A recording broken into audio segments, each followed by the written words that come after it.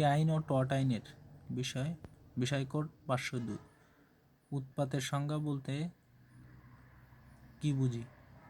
মানুষের নিজের শরীরের সম্পত্তি, সুনাম, দখল ইত্যাদির উপর যেমন আইনগত অধিকার স্বীকৃতি হয়েছে, তেমনি জমির ভোগ, দখল ও স্বাচ্ছন্দ্যের অধিকারও স্বীকৃতি আছে। এই স্বাচ্ছন্দ্য ও ভোগ দখলের কেউ অহেতুক হস্তক্ষেপ করলে তার বিরুদ্ধে নুইন্যান্স ও উৎপত্তি মামলা করা হয়। উৎপত্তির শ্রেণী দুই প্রকার: ব্যক্তিগত উৎপাত আর সর্বসাধারণের উৎপাত। ব্যক্তিগত উৎপাত বলতে আমরা কি বুঝি? যে উৎপাত কোনো নির্দিষ্ট ব্যক্তি বা ব্যক্তিবর্গের ক্ষতি সাধন করে কিন্তু সর্বসাধারণ সমাজের সামগ্রিক ক্ষতি করে না, তাকে ব্যক্তিগত উৎপাত বলে।